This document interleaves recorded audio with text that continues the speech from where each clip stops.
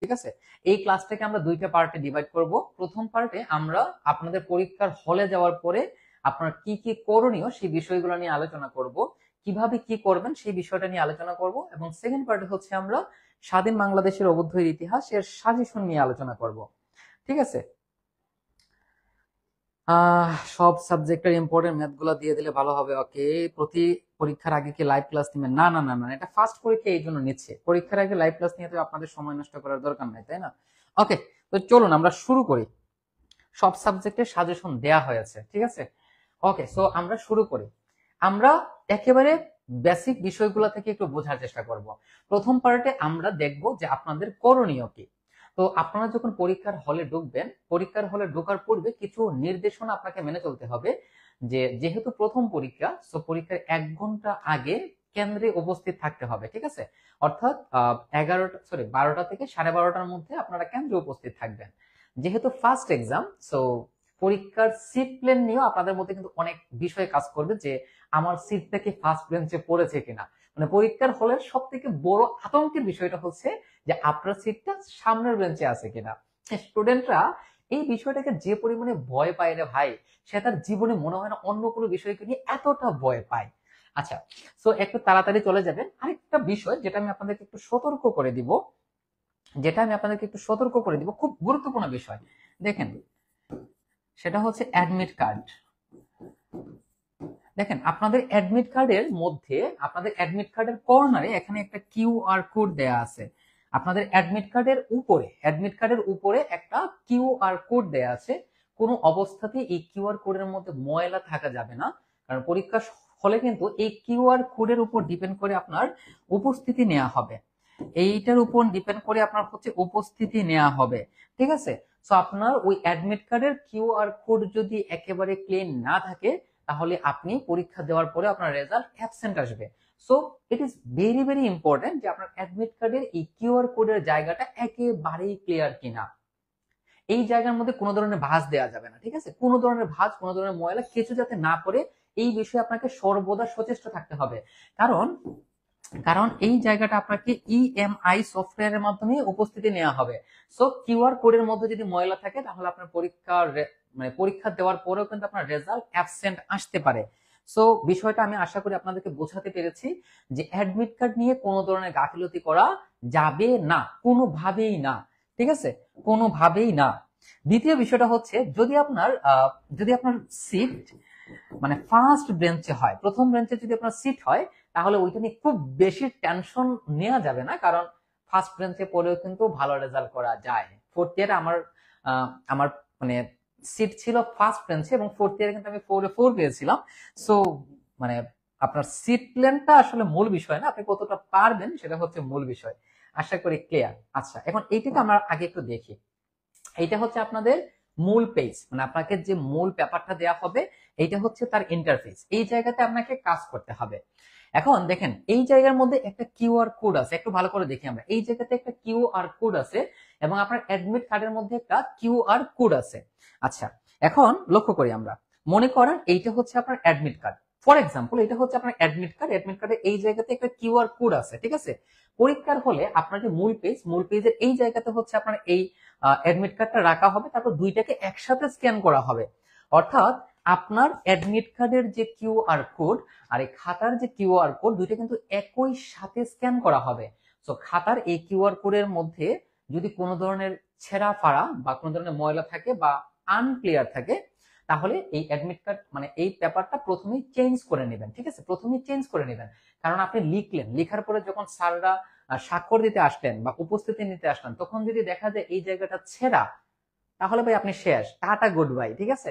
তো এই জায়গাটা একেবারে ক্লিয়ার রাখতে হবে, কারণ ওইটা আপনার স্ক্যান হবে, ঠিক আছে। আশা করি ক্লিয়ার, এই বিষয়টা আশা করি ক্লিয়ার। এই জায়গাতে যদি আপনার বিন্দু পরিমাণে গাফিলতি থাকে, আপনি টাটা গুড বাই, আপনার রেজাল্ট আসবে না, ঠিক আছে। তো এইটা এবং আপনার অ্যাডমিট কার্ডের কিউআর কোড একেবারে ক্লিন থাকতে হবে, এইটা হচ্ছে প্রথম বিষয়। এখন আসেন, এখানে হচ্ছে আপনার পরীক্ষার্থীর নাম। দেখেন, পরীক্ষার্থীর নাম ইংরেজিতে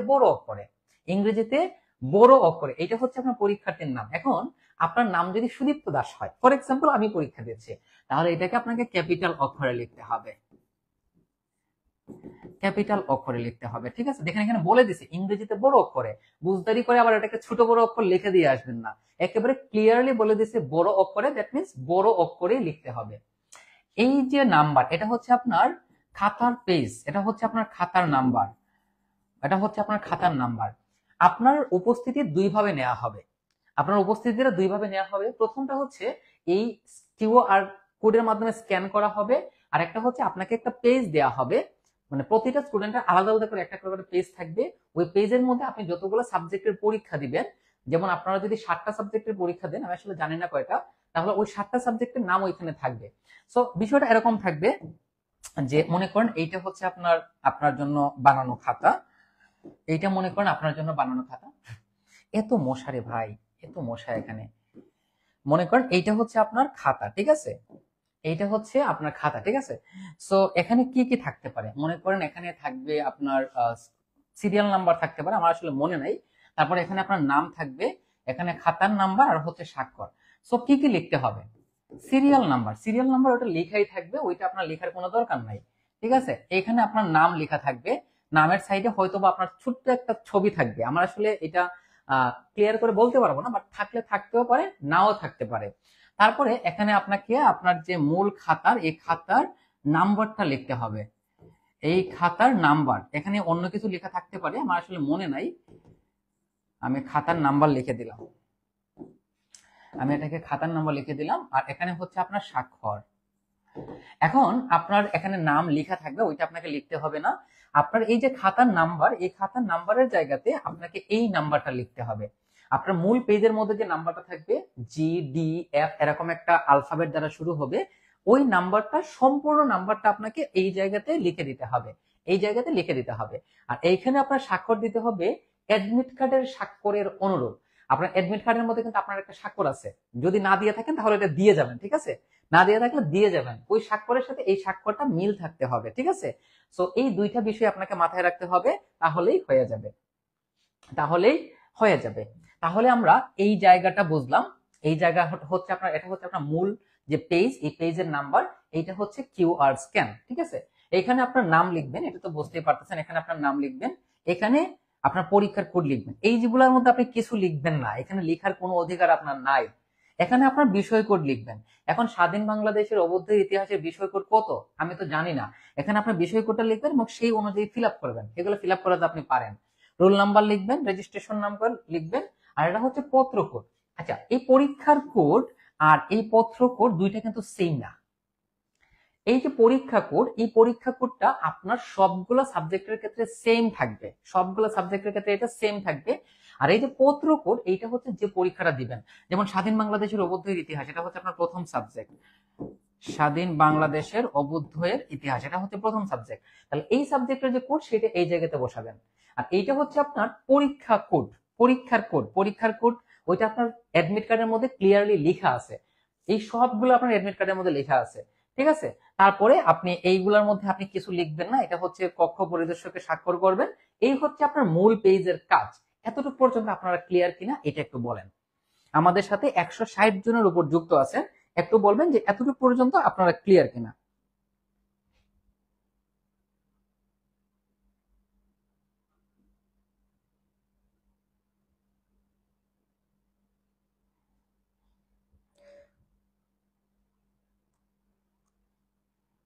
এতটুকু পর্যন্ত ক্লিয়ার কিনা একটু দ্রুত রেসপন্স করবেন। আমাদের সাথে 170 জন লাইভে আছেন, সবাই কমেন্ট করবেন, ঠিক আছে। আরো অনেক বিষয় আমরা আলোচনা করব। আশা করি এই লাইভটা আপনার পরীক্ষার হলে যাওয়ার পরে হিউজ লেভেলের কাজ দিবে ভাই, বিশ্বাস করেন। আপনি যে বিষয়গুলো নিয়ে আপনি কনফিউশনে ভুগবেন, সব আমি এখানে ক্লিয়ার করে দিচ্ছি, একেবারে ক্লিয়ার, একেবারেই ক্লিয়ার, ঠিক আছে। একটু দ্রুত করেন, একটু দ্রুত বলবেন যে এটা ক্লিয়ার কিনা, এতটুকু পর্যন্ত ক্লিয়ার কিনা, খুব দ্রুত প্লিজ।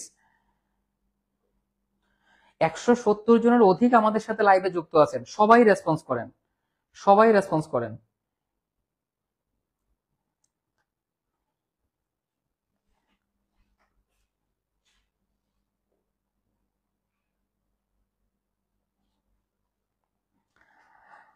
আব্দুল্লাহ আল নুমান, তারেক রহমান, তারেক হোসেন,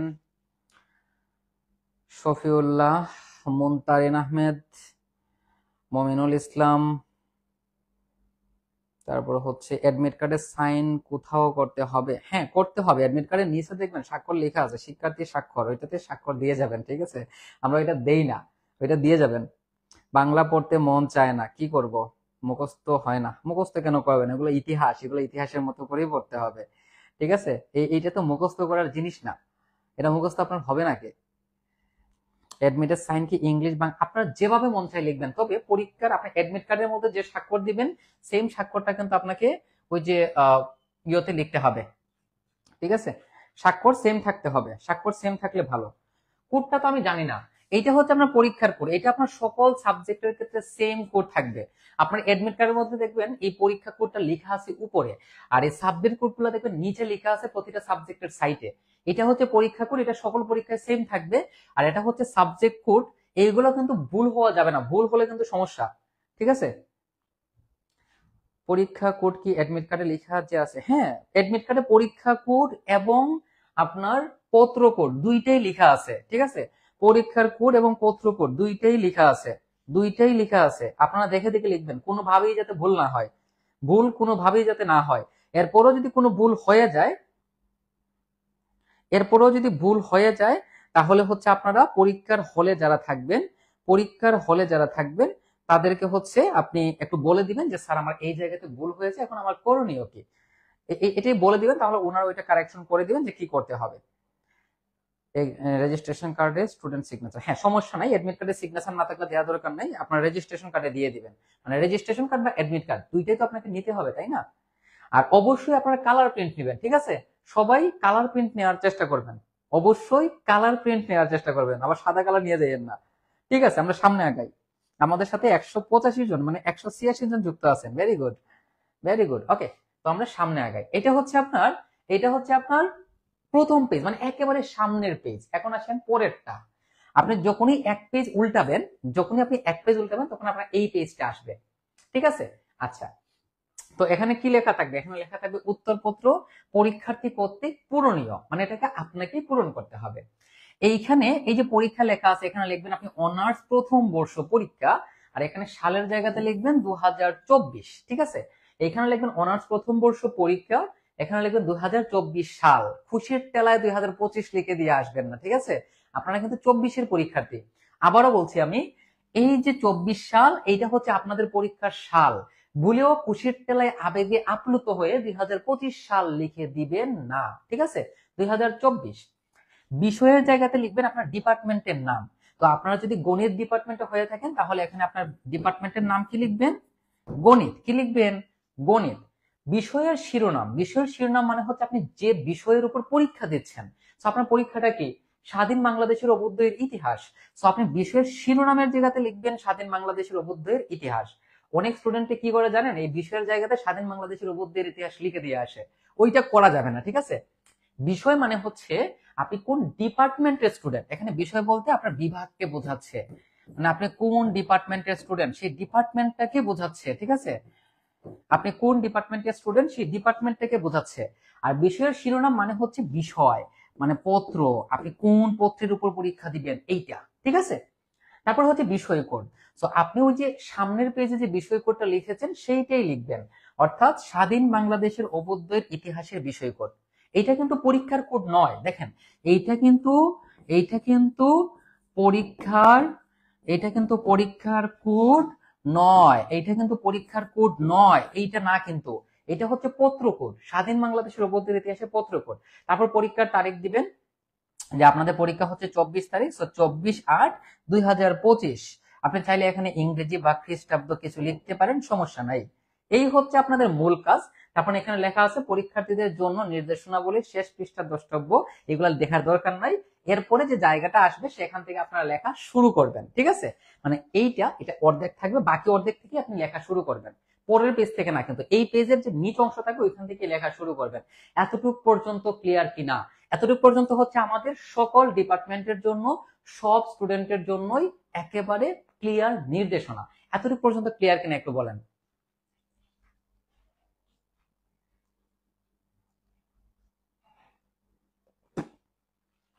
এতটুকু পর্যন্ত ক্লিয়ার কিনা একটু বলেন দ্রুত। কালার পেন লিখতে বেশি সময় লাগবে? কালার পেন আপনি কেন লিখবেন? কালার পেন দিয়ে লেখার তো কোনো নিয়ম নাই, ঠিক আছে? কালার পেন দিয়ে লেখার কোনো নিয়ম নাই, আপনি কালার পেন দিয়ে কেন লিখবেন? সবাই একটু রেসপন্স করেন খুব দ্রুত। এইটা হচ্ছে আপনার পরীক্ষার প্রাথমিক আলোচনা, প্রাথমিক আলোচনা কিভাবে পরীক্ষা দিবেন। একটু দ্রুত সবাই রেসপন্স করেন। আমাদের সাথে অলমোস্ট 190 জনের মতো যুক্ত আছেন, সবাই কমেন্ট করেন না কেন রে ভাই? বিষয় কোড অবশ্যই ইংরেজিতে লিখবেন, বিষয় কোড ইংরেজি এবং তারিখ বাংলায় লিখলে কোনো সমস্যা হবে? কোনো সমস্যা নাই। এই পেপারের জন্য আপনার কিছুই আসবে যাবে না। এখানে যদি আপনি একটু 19-20 হয়ে যায়, কাটাকুটি করেন, কোনো সমস্যা নাই, ঠিক আছে? এইটার জন্য আপনার কিছুই আসবে যাবে না। কোনো ধরনের কালার পেন ইউজ করবেন না, না করাটা বেটার, না করাটা বেটার। হ্যাঁ, আমরা এটা নিয়ে আলোচনা করব, কত পেজ নিয়ে কি লেখা উচিত বা কিভাবে লেখা যায়, আমরা এখনই আলোচনা করব। তার আগে একটু দেখে নিই যে সবার এই জিনিসটা ক্লিয়ার কিনা। কারো যদি কনফিউশন থাকে মন খুলে প্রশ্ন করেন, কোনো ধরনের কালার পেন ইউজ করবেন না, ঠিক আছে? সবাই দ্রুত একটু রেসপন্স করেন। কালার পেন ইউজ করার দরকার নাই ভাই, কি দরকার রে ভাই? আপনি এত ডিজাইন করার সময় পাবেন পরীক্ষাতে? লিখতে লিখতে হাতের অবস্থা খারাপ হয়ে যাবে, কালার পেন দিয়ে ঘষা মাজা করার সময় পাবেন নাকি আপনি? বিষয়ের শিরোনামকে ইংরেজিতে লিখতে হবে। বিষয়ের শিরোনাম আপনি যেভাবে মন চায় লিখতে পারেন, ঠিক আছে, সমস্যা নাই। বাংলিশ ইংলিশ কোনো সমস্যা নাই। আপনি যদি এইগুলা ইংলিশে লিখতে চান সমস্যা নাই। আবার এটা লিখেন না ভাই, এটা প্লিজ ইংলিশে লিখেন না। আপনি এত কষ্ট করে দেশকে স্বাধীন করা হয়েছে, এখন আপনি আবার ইংলিশে লিখবেন? বিষয়টা মানানসই না, তাই না? কেন আপনি কালার পেন দিয়ে লিখবেন বুঝতেছি না, মানে কেন আপনি কালার পেন দিয়ে লিখবেন?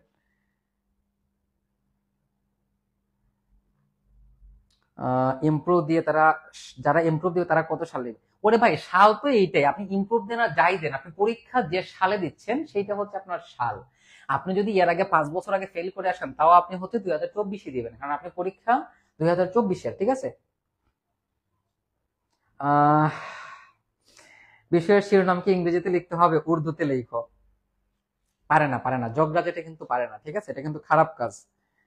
আমার হাতের লেখা আগায় না, এই জন্য কি করব? কঠিন প্রশ্ন।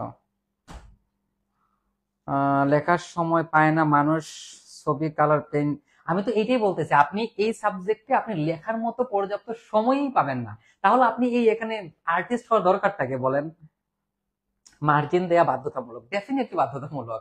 মার্জিন যদি আপনার সময় না থাকে তাহলে খাতাকে বাস দিয়ে দিবেন, মানে টান দেওয়ার দরকার নাই। বাট মার্জিন মাস্ট দিতে হবে, না হলে আপনার মার্কস কোথায় দিবে? লেখার সময় পায় না।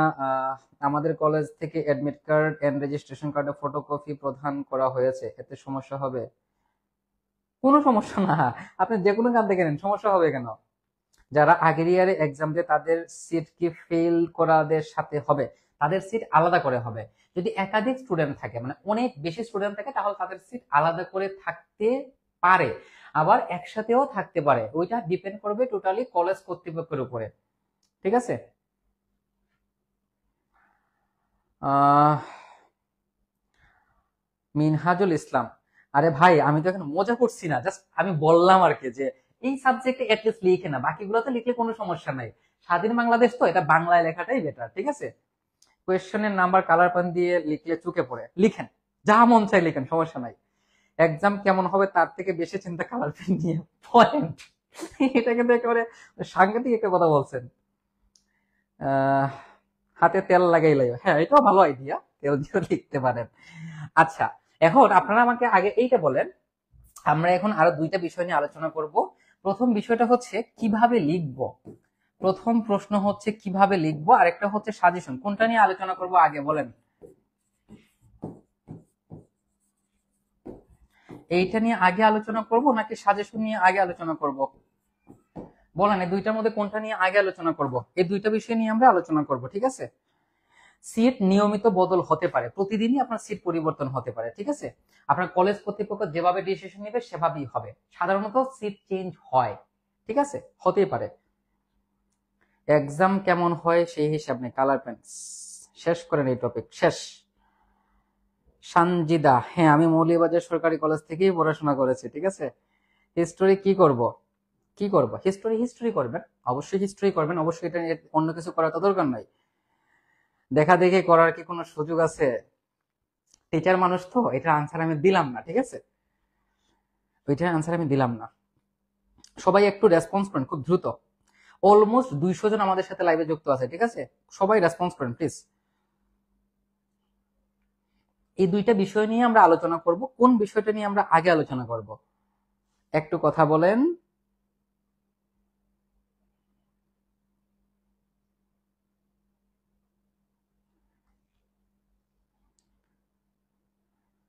একটু দ্রুত কথা বলেন। বাংলা ডিপার্টমেন্টের সাজেশন দেন। এই সাজেশনটা সবার জন্য, ঠিক আছে? ওকে, তো চলুন আমরা আগে একটু সাজেশন নিয়ে আলোচনা করি। ঠিক আছে? আগে আমরা সাজেশন নিয়ে আলোচনা করি। তারপর আমরা আপনাদেরকে বলে দিব যে কিভাবে আপনি আনসার করবেন, ঠিক আছে? আনসারের বিষয়টা তো আমরা একটু পরে আসতেছি। আচ্ছা, লেখা কি দেখা যায় একটু বলেন তো? দেখে নিচ্ছি। আমি আসলে যে কপি করে এগুলো আনতে চাচ্ছিলাম, বাট কপি করে আসে না, ফরম্যাট গুলো ভেঙে যায়, এই জন্য স্ক্রিনশট দিয়ে দিয়ে বসাই দিলাম, ঠিক আছে? দেখা যাচ্ছে ক্লিয়ার?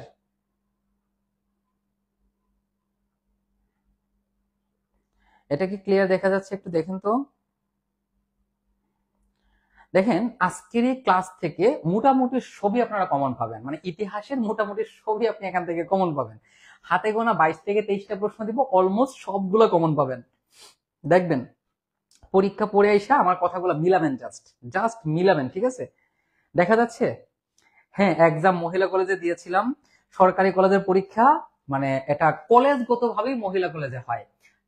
মানে ইন্টারমিডিয়েট থেকে শুরু করে মাস্টার্স পর্যন্ত টোটাল 6টা পরীক্ষা আমরা মহিলা কলেজে দিয়েছি, একেবারে এ টু জেড।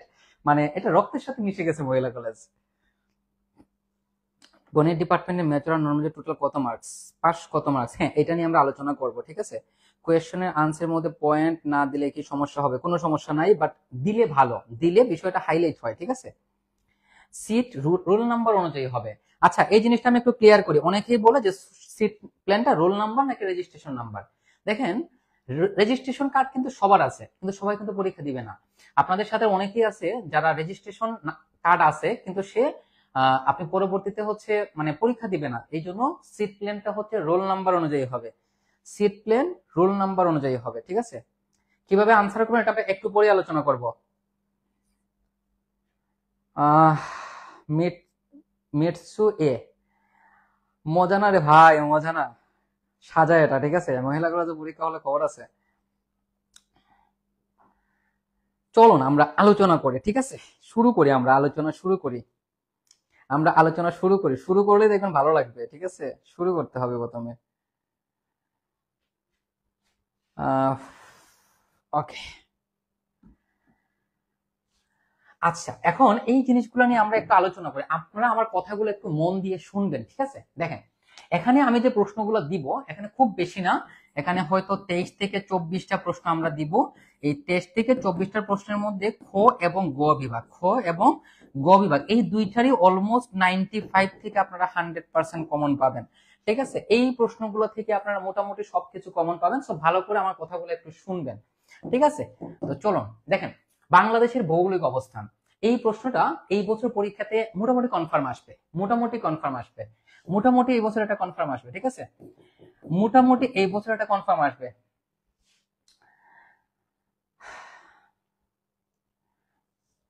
ম্যাথ ডিপার্টমেন্টের পোলাপান এই বিষয়টা দেখতেই পারে না। কোন বিষয়টা একটু বলবেন, ঠিক আছে? আচ্ছা, বাংলাদেশে ভৌগোলিক অবস্থান মোস্ট ইম্পর্টেন্ট, এই বছর এটা মোটামুটি কনফার্ম আসবে, ঠিক আছে? কনফার্ম আসবে। ওকে, তারপর দেখেন বাঙালি সংকর জাতি মোস্ট ইম্পর্টেন্ট, ঠিক আছে? তারপর হচ্ছে সংস্কৃতির সমন্বয়বাদিতা বলতে কি বোঝানো হয়? সংস্কৃতির সমন্বয়বাদিতা, দেখেন এখানে আমি যেগুলোতে স্টার মার্ক দিয়ে দেবো এগুলো হচ্ছে মানে ইম্পর্টেন্টেরও বেশি ইম্পর্টেন্ট, ঠিক আছে? ইম্পর্টেন্টেরও বেশি ইম্পর্টেন্ট, আর যেগুলো স্টার মার্কস দেওয়া নাই সেইগুলো আপনাকে মাস্ট বি পড়তে হবে। মানে এখানে প্রশ্ন আছে মাত্র 23 থেকে 24টা, তার মধ্যেও যেগুলো একটু বেশি ইম্পর্টেন্ট সেগুলোতে আমি একটু বেশি করে ফোকাস দিচ্ছি, ঠিক আছে? একটু বেশি করে ফোকাস দিচ্ছি, কথাগুলো শুনবেন। তাহলে এখানে আমি 3টা প্রশ্ন মোস্ট ইম্পর্টেন্ট দিলাম, ঠিক আছে? ওকে, তারপর আসেন পূর্ব এবং পশ্চিম পাকিস্তানের অর্থনৈতিক বৈষম্য। এই বছর এই প্রশ্নটা মোটামুটি আসবেই পরীক্ষাতে, এটা ধরাই যায়। এই বছর এই প্রশ্নটা আসবেই পরীক্ষাতে, এইটা আমরা ধরেই নিতে পারি, ঠিক আছে? ধরেই নিতে পারি। 6 দফা আসবে না পরীক্ষাতে, বাদ, কারণ 6 দফাটা কে করছিল? বঙ্গবন্ধু। বঙ্গবন্ধু রিলেটেড কোনো প্রশ্ন পরীক্ষাতে আসবে না, ঠিক আছে? এইটা ধরে নিতে পারেন, বঙ্গবন্ধু রিলেটেড কোনো প্রশ্ন আসবে না। আগরতলা বাদ, দরকার নেই, এগুলার দরকার নেই, এই দুইটা টোটালি বাদ, এগুলো আসবে না পরীক্ষাতে, এগুলো আসবে না পরীক্ষাতে, ঠিক আছে? যুক্ত ফ্রন্টটা ভালো করে পড়বেন, যুক্ত ফ্রন্ট। এবং এইটা দেখেন ভাষা আন্দোলন, এই ভাষা আন্দোলন এই বছর পরীক্ষাতে মোটামুটি কনফার্ম আসবে, ঠিক আছে? এই বছর মোটামুটি কনফার্ম আসবে, মোটামুটি কনফার্ম আসবে। হ্যাঁ, পেজে আপলোড করে দিব, সমস্যা নাই, ঠিক আছে? পেজে আপলোড করে দিব, সমস্যা নাই। দেখেন এইখান থেকে আমরা কোন বিষয়গুলোকে প্রাধান্য বেশি দিব, কোনগুলোকে আমরা একটু বেশি প্রাধান্য দিব। কোনটা 23-এ আসছে ভাই? 23-এ আসছে বাদ, ঠিক আছে? 23-এর প্রশ্ন থাকার কথা না, তারপর যদি থাকে বাদ। দেখেন এইটা মোস্ট ইম্পর্টেন্ট, ঠিক আছে? তারপর হচ্ছে ভাষা আন্দোলনের তাৎপর্য, কোনটা আসছে পরীক্ষাতে? ভাষা আন্দোলনের তাৎপর্য মোস্ট ইম্পর্টেন্ট, মোস্ট ইম্পর্টেন্ট। আচ্ছা, তারপর আসেন, তারপর আসেন মৌলিক গণতন্ত্রের বৈশিষ্ট্য। দেখেন মৌলিক গণতন্ত্রের বৈশিষ্ট্য খুবই গুরুত্বপূর্ণ, মৌলিক গণতন্ত্রের বৈশিষ্ট্য খুবই গুরুত্বপূর্ণ, ঠিক আছে? খুবই গুরুত্বপূর্ণ। তারপর হচ্ছে 69-এর গণ অভ্যুত্থানের গুরুত্ব, এগুলো ভালো করে পড়তে হবে, ঠিক আছে? আচ্ছা, এইটা মোটামুটি আসবেই পরীক্ষাতে বলা যায়, ঠিক আছে? বাংলাদেশের মুক্তিযুদ্ধে নারী সমাজের অবদান, মুক্তিযুদ্ধে নারী সমাজের অবদান কি ছিল, এগুলা ভাই মানে এগুলা আসবেই পরীক্ষাতে। নারী সমাজের অবদান কি ছিল, বুদ্ধিজীবীদের অবদান কি ছিল, তারপর হচ্ছে এই যে বিষয়গুলা, ছাত্রদের অবদান কি ছিল, এইগুলো মোস্ট ইম্পর্টেন্ট, এগুলো মোস্ট ইম্পর্টেন্ট। সংবিধানের বৈশিষ্ট্য সমূহ, সংবিধানের 12টা বৈশিষ্ট্য আছে, প্রধান বৈশিষ্ট্য 12টা, সংবিধানের প্রধান বৈশিষ্ট্য হচ্ছে কয়টা? 12টা। এইগুলোর বাইরেও আরো যে বৈশিষ্ট্যগুলো আছে, যে সংবিধান দুষ্পরিবর্তনীয়, সংবিধানের এই এই বিষয়গুলো আছে, এগুলো একটু ভালো করে পড়তে হবে, ঠিক আছে? ঠিক আছে, দেখেন তাহলে বাংলাদেশের সংবিধানের বৈশিষ্ট্য সংক্ষেপে আলোচনা, ভেরি ভেরি ইম্পর্টেন্ট, ভালো করে বিষয়টা পড়তে হবে, ঠিক আছে? মোটামুটি শেষের দিকে চলে আসছে, আর বেশি নাই।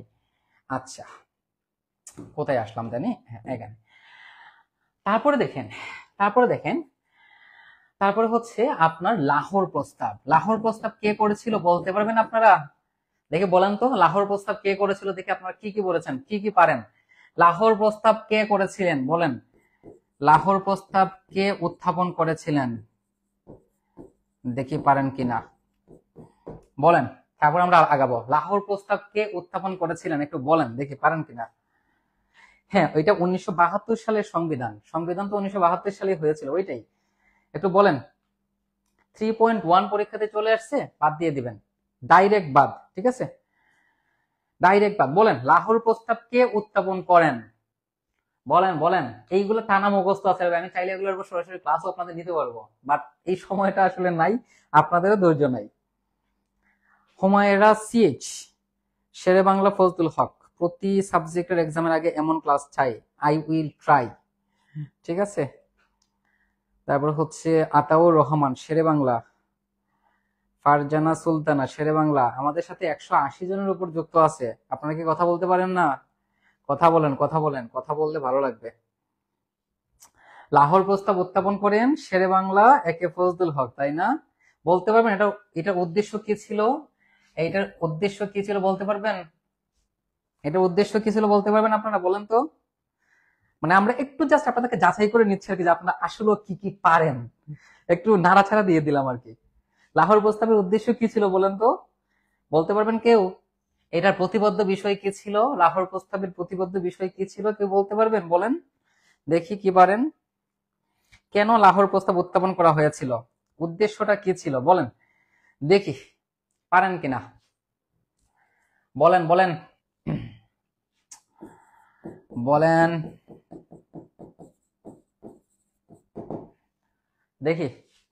শেরে বাংলা ফজলুল হক, পৃথক মুসলিম রাষ্ট্র গঠন। পৃথক মুসলিম রাষ্ট্র গঠন নাকি পৃথক রাষ্ট্র গঠন ছিল? মুসলিম রাষ্ট্র তো দুইটা ছিল না ভাই। 1.1, হ্যাঁ এই দুইটা থেকে দেখেন, এই দুইটা একই রকম। বাংলাদেশের অর্থনীতির ভূপ্রকৃতির উপর একই প্রশ্ন, এটা একটা প্রশ্ন দুইবার হয়ে গেছে, একটা প্রশ্ন দুইবার হয়ে গেছে, একটা প্রশ্ন দুইবার হয়ে গেছে। উদ্দেশ্য তো মিষ্টি ছবির মতে, এই যে বাংলাদেশের পরিবার কার্যকর করা যাবে না, মুসলমানদের কাছে গ্রহণযোগ্য হবে না, লিখিত ইচ্ছা করে না ভাই, এত বড় নেই। আচ্ছা যাই হোক, মুসলিম আলাদা রাষ্ট্র গঠন করা, আলাদা মুসলিম রাষ্ট্র গঠন, অখণ্ড রাষ্ট্র গঠন, অখণ্ড রাষ্ট্র গঠন, মুসলিম রাষ্ট্র গঠন কি ছিল আপনারা একটা শেয়ার হয়ে যাবে, ঠিক আছে। আচ্ছা দেখেন, অখণ্ড স্বাধীন বাংলা গঠনের যে পরিকল্পনাটা করা হয়েছিল ওই পরিকল্পনাটা কিন্তু ব্যর্থ হয়েছিল। ব্যর্থ হয়েছিল কারণ 1947 সালে এসে কিন্তু এটা ভেঙে যায়। 1947 সালে এসে কিন্তু কি হয়ে যায়, এই যে বাংলাটা ছিল, মানে যে ভারত উপমহাদেশটা ছিল সেটা কিন্তু ভেঙে যায়। তার মানে অখণ্ড স্বাধীন বাংলা গঠনের যে পরিকল্পনাটা ছিল সেটা কিন্তু ব্যর্থ হয়ে গিয়েছিল। এবং এই ব্যর্থ হওয়ার পেছনে কিছু কারণ আছে, এই কারণগুলো পরীক্ষাতে আসবে, মোটামুটি কনফার্ম এই প্রশ্নটা গুরুত্বপূর্ণ, ঠিক আছে, এটা আসবেই পরীক্ষাতে। আচ্ছা, লাহোর প্রস্তাব ভালো করে পড়ে নেবেন। পাকিস্তান আমলে পূর্ব এবং পশ্চিম পাকিস্তানের মধ্যে অর্থনৈতিক বৈষম্যগুলো কি কি ছিল? তবে এইটা অর্থনৈতিকের পাশাপাশি, এটা অর্থনীতির পাশাপাশি এটা সামাজিক পার্থক্য কি, সামাজিক কি কি ছিল দেখেন, সেট সামাজিক বৈষম্য কি কি ছিল, তারপর হচ্ছে রাজনৈতিক বৈষম্য কি কি ছিল, এই বিষয়গুলো একটু পড়ে নেবেন যে পূর্ব এবং পশ্চিম পাকিস্তানের মধ্যে কি কি রাজনৈতিক বৈষম্য ছিল, কি কি সামাজিক বৈষম্য ছিল। তবে এইটাই বেশি ছিল, অর্থনৈতিক বৈষম্যটাই বেশি ছিল, এইটাই বেশি গুরুত্বপূর্ণ, ঠিক আছে। স্বাধীন সার্বভৌম রাষ্ট্র গঠন, ভেরি গুড। দ্বিজাতি তত্ত্বের ভিত্তিতে দেশ বিভাগ, লাহোর প্রস্তাব, ভেরি গুড, আপনারা অনেকটাই পারেন, ঠিক আছে। আচ্ছা, যুক্তফ্রন্ট, যুক্তফ্রন্ট থেকে একটা প্রশ্ন এই বছর 100% আসবে, ঠিক আছে। যুক্তফ্রন্ট থেকে কি কি আসতে পারে দেখেন, যুক্তফ্রন্ট গঠন, যুক্তফ্রন্ট গঠন সম্পর্কে ব্যাখ্যা করো, ঠিক আছে। তারপর হচ্ছে ফলাফল এবং যুক্তফ্রন্টের প্রভাব, এই তিনটা থেকে একটা প্রশ্ন এই বছর মোটামুটি কনফার্ম আসবে। যুক্তফ্রন্ট কেন গঠিত হয়েছিল, যুক্তফ্রন্টের ফলাফল কি কি ছিল, যুক্তফ্রন্টের প্রভাব কি কি ছিল। যুক্তফ্রন্ট গঠিত হয়েছিল 4টা দল নিয়ে। এর প্রধান কে ছিলেন বলেন তো, এর প্রধান ছিলেন শেরে বাংলা। এগুলো একটু ভালো করে পড়ে যাবেন, খুব মজার জিনিস কিন্তু। যুক্তফ্রন্টের যিনি মুখ্যমন্ত্রী হয়েছিলেন শেরে বাংলা। যুক্তফ্রন্ট কবে গঠিত হয়েছিল বলেন তো দেখি, আমি জাস্ট আপনাদেরকে একটু নাড়াচাড়া দিয়ে দিচ্ছি আর কি। 23 সালে যা চলে আসবে এগুলোকে বাদ দিয়ে দিবেন, ঠিক আছে, 23 সালের সব বাদ। একটু বলেন তো দেখি যুক্তফ্রন্ট কবে গঠন হয়েছিল, আপনাদের মনে আছে কিনা, একটু আপনাদের সাথে একটু আলোচনা করে নিচ্ছি আর কি, ভালো লাগে, আপনারা একটু রেসপন্স করেন। লাহোর প্রস্তাবের বৈশিষ্ট্যগুলো পড়ে যাবেন, ওই যে লাহোর প্রস্তাবের যে উদ্দেশ্যগুলো ছিল ওইগুলো আসলে বৈশিষ্ট্য হিসেবে কাজ করবে আর কি। একটু বলেন যুক্তফ্রন্ট কবে গঠিত হয়েছিল, তারিখ বলেন, এক্সাক্ট তারিখ বলেন, তারিখ। সাল তো সবাই জানে 1954, তারিখ বলেন, যুক্তফ্রন্ট কবে গঠিত হয়েছিল তারিখ বলেন, দেখিন পারেন কিনা। 1953 সালের 4 ডিসেম্বর, একটু বলেন। 1954 সালে যুক্তফ্রন্ট গঠিত হয়েছিল। যুক্তফ্রন্ট নির্বাচন বলি নাই কিন্তু, যুক্তফ্রন্ট নির্বাচন বলি নাই কিন্তু, দেখেন যুক্তফ্রন্ট নির্বাচনের কথা কিন্তু আমি একবারও বলি নাই, একবারও কিন্তু আমি যুক্তফ্রন্ট নির্বাচনের কথা কিন্তু বলি নাই। আমি বলছি কি যুক্তফ্রন্ট কবে গঠিত হয়েছিল, গঠনের তারিখ বলেছি। আপনারা যদি এরকম ভুল করেন তাহলে তো হইছে, খুব ভালো। আরে ভাই এগুলো তো সহজ বিষয়। দেখেন যুক্তফ্রন্ট গঠিত হয়েছিল কবে, যুক্তফ্রন্ট গঠিত হয়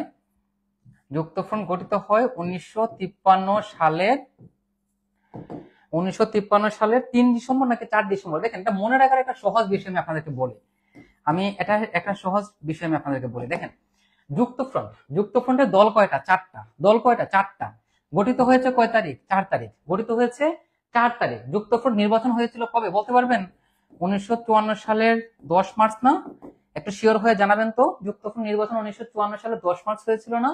যুক্তফ্রন্টের দল ছিল 4টা, তার মধ্যে যে কৃষক শ্রমিক পার্টি, এই কৃষক শ্রমিক পার্টির নেতা ছিলেন শেরে বাংলা, এবং উনি হচ্ছেন যুক্তফ্রন্টের মুখ্যমন্ত্রী নির্বাচিত হয়েছিলেন, ঠিক আছে। 3 এপ্রিল নির্বাচন হয়েছিল, এই নির্বাচন কবে হয়েছিল, 10 মার্চ না, একটু বলেন তো যুক্তফ্রন্ট নির্বাচন কবে হয়েছিল।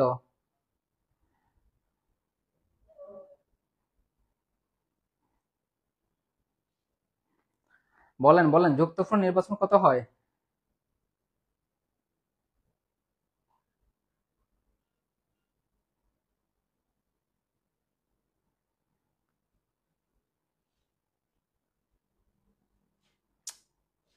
যুক্তফ্রন্ট নির্বাচন কবে হয়েছিল মনে আছে আপনাদের নাকি শেষ, 53 সালে 4 ডিসেম্বর। একটা বলেন, এটা বলেন যুক্তফ্রন্ট নির্বাচন কবে হয়েছিল একটু বলেন, আর আপনাদেরকে প্রশ্ন করবো না, ঠিক আছে। আপনারা হয়তো বিরক্ত হচ্ছেন তাই না।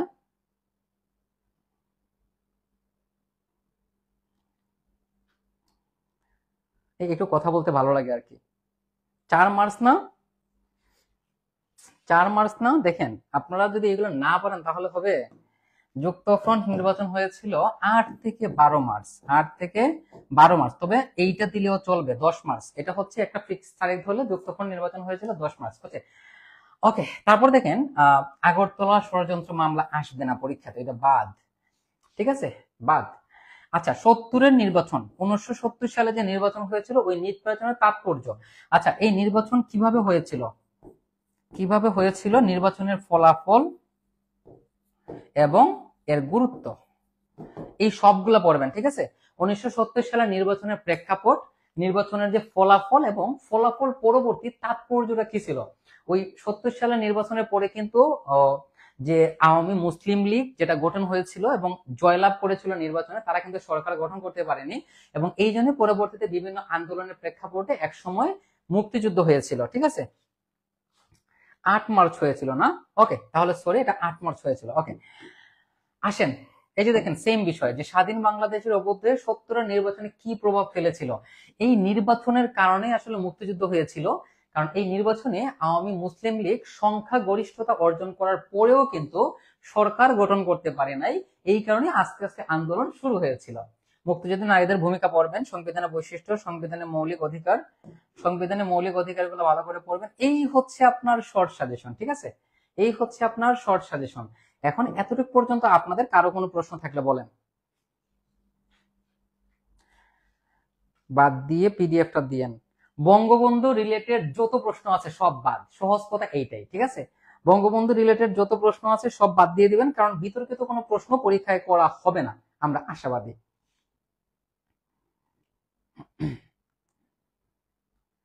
বলেন। খুব ভালো লাগছে ভাইয়া, এগুলো বাদ দিয়েছেন, এগুলো বাদ দিয়ে পিডিএফ। ওকে, স্ক্রিনে কমেন্ট আসতেছে, বোঝা যাচ্ছে না কিছু ভাইয়া। স্ক্রিনে কমেন্ট আসতেছে, কিসের স্ক্রিনে কমেন্ট আসতেছে?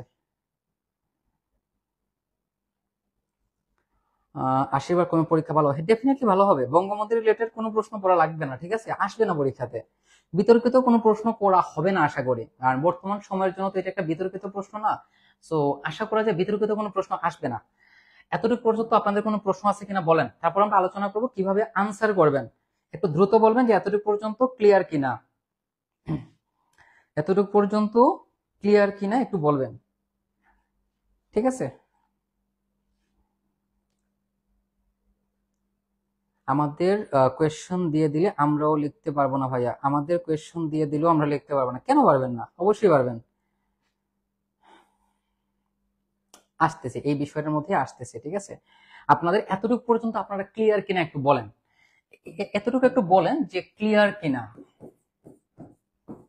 এতটুকু পর্যন্ত আপনারা ক্লিয়ার কিনা একটু বলেন, আমরা এখন সামনে আগাবো। তোমা আশীর্বাদ করবেন, অবশ্যই আশীর্বাদ তো অলওয়েজ আছে। ক্লিয়ার সাজেশন গুলো যদি আবার ক্লাসের পরে পোস্ট করে দিতেন, অবশ্যই এই ক্লাস পরে আমি পোস্ট করে দিব, টেনশন নেওয়ার কোনো কারণ নাই। জুলাই যুদ্ধ তো সিলেবাসে নাই রে ভাই, এটা স্বাধীন বাংলাদেশের উপর ইতিহাস। স্বাধীন বাংলাদেশ মানে 1971। ঠিক আছে, 2024 না। মুজিব রিলেটেড না, শেখ মুজিব রিলেটেড সবকিছু বাদ। ঠিক আছে, সিলেবাসের মধ্যে আমি কিন্তু এখানে দেই নাই, এক দুইটা চলে আসছে ভুলবশত, এগুলো বাদ দিয়ে দিবেন। কোন সাবজেক্টে কোন রকম পাস করার ইমপ্রুভ দেওয়া বেটার, ওইটা আপনার উপর ডিপেন্ড করবে। সাজেশনটা পেজে আপলোড করে দিব। ঠিক আছে, পিডিএফ দিয়ে দিব, পিডিএফ আমাদের ওয়েবসাইটে দেওয়া আছে, তো আপনারা সেখান থেকে ডাউনলোড করে নিতে পারেন। তুমি স্ক্রিন বড় করো তাহলে আসবে ক্লিয়ার। সবাই একটু রেসপন্স করেন, রেসপন্স করলে তো ভালো লাগে। আপনারা কথা বললে আসলে আমার ভালো লাগে, কিন্তু এই যে লাইভে আসলে স্টুডেন্টরা যদি কথা না বলে, তখন আসলে লাইভে থাকতে অনেক বিরক্ত বোধ কাজ করে। এই যে আজকাল লাইভটা কিন্তু আমার অনেক ভালো লাগতেছে, কারণ আপনারা কথা বলতেছেন। লাল স্বাধীনতা, আচ্ছা আচ্ছা, চলেন এখন আমরা একটু বোঝার চেষ্টা করি যে কিভাবে আনসার করবেন। ঠিক আছে, আসেন, কিভাবে আনসার করবেন এই বিষয়টা নিয়ে আমরা আলোচনা করি। কিভাবে আনসার করবেন এই বিষয়টা নিয়ে আমরা একটু আলোচনা করি। দেখেন, ক বিভাগ,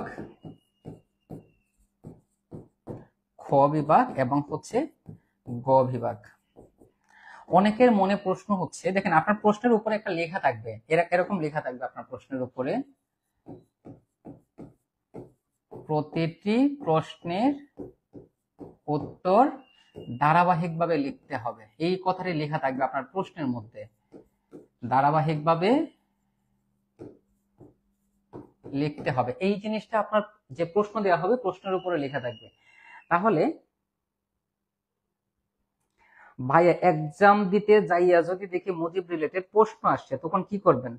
লিখে দিয়ে আইসেন যা মনে হয়, ঠিক আছে, সমস্যা নাই। আচ্ছা, এই কথার মানেটা কি? এটা কিন্তু একটা গুরুত্বপূর্ণ তাৎপর্য আছে। এই কথাটার একটা গুরুত্বপূর্ণ তাৎপর্য আছে। আমরা ম্যাক্সিমাম স্টুডেন্টরা এই জিনিসটা আসলে বুঝি না। আর এই জিনিসটা না বোঝার জন্য আমরা কিছু কমন ভুল করে আসি। এই কথাটার মানে হচ্ছে, মনে করেন আপনি প্রথমে ক বিভাগ শুরু করেছেন। আমার কথা একটু মন দিয়ে শুনবেন। মনে করেন আপনি শুরু করেছেন ক বিভাগ। কি শুরু করেছেন? ক বিভাগ, ঠিক আছে। আপনি ক বিভাগ শুরু করেছেন। এখন ক বিভাগের মধ্যে ক, খ এরকম মনে করেন ঝ পর্যন্ত প্রশ্ন আছে 14টা বা 15টা। তো এখান থেকে আপনাকে কয়টা প্রশ্ন উত্তর দিতে হবে? এখান থেকে আপনাকে 10টা প্রশ্ন উত্তর দিতে হবে, যার মার্ক হচ্ছে 10, ঠিক আছে। এখন আপনার এই 10টা প্রশ্নের মধ্যে আপনার মনে হয়েছে যে আপনি এই প্রশ্নটা খুব ভালোভাবে পারেন, সব থেকে ভালো পারেন। তো আপনি প্রথমে লিখবেন উপরে ক বিভাগ, মানে আপনি যে বিভাগটা শুরু করবেন সেটাকে আগে একটু হাইলাইট করে দিবেন। তো আমরা লিখলাম কি ক বিভাগ। এখন ক বিভাগের আপনি যে প্রশ্নটা পারবেন সেটা লিখবেন। মনে করেন আপনি ঝ লিখবেন, তো আপনি লিখতে পারেন ঝ উত্তর, এভাবে লিখতে পারেন, অথবা শুধু ঝ লিখেও আপনি লিখতে পারেন, ঠিক আছে, সমস্যা নাই। আবার আপনি এটাকে এভাবে লিখতে পারেন, এটা তো 1 নং থাকবে তাই না? এটা অবশ্যই হচ্ছে 1 নং প্রশ্নের উত্তর। এটা অবশ্যই 1 নং প্রশ্নের উত্তর। আপনি এখানে এভাবেও লিখতে পারেন, এভাবেও লিখতে পারেন, অথবা আপনি এটাকে এভাবেও লিখতে পারেন 1 নং প্রশ্নের উত্তর ঝ। সো ডিসিশন হচ্ছে আপনার যে আপনি কিভাবে লিখবেন, ঠিক আছে।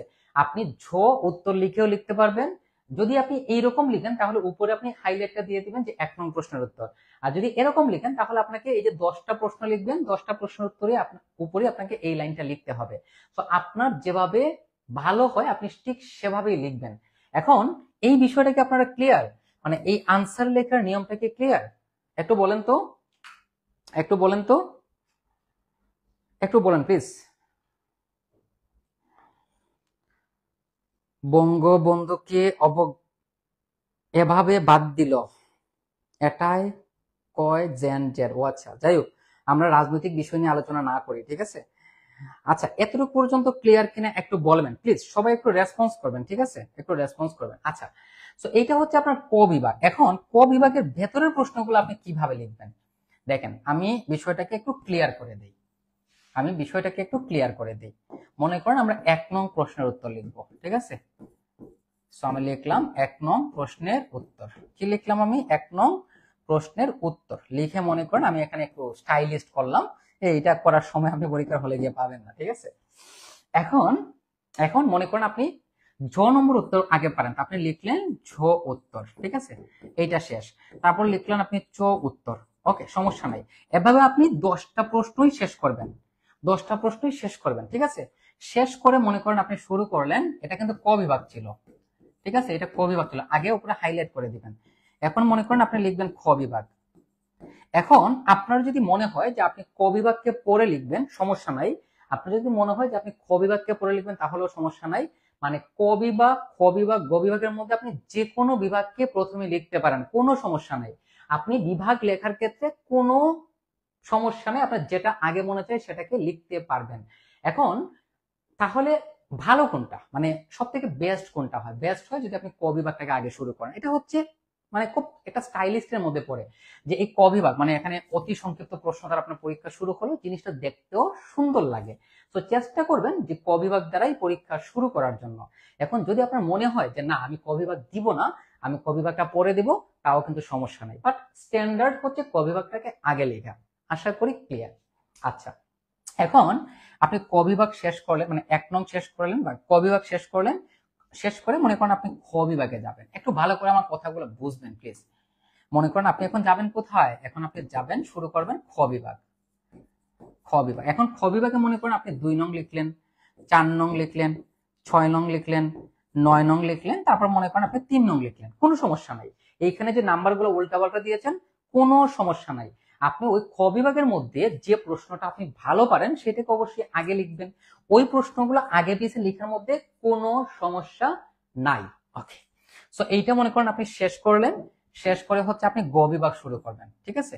আপনি কি শুরু করবেন? গ বিভাগ। সো আমি এখানে লিখে নিলাম গ বিভাগ।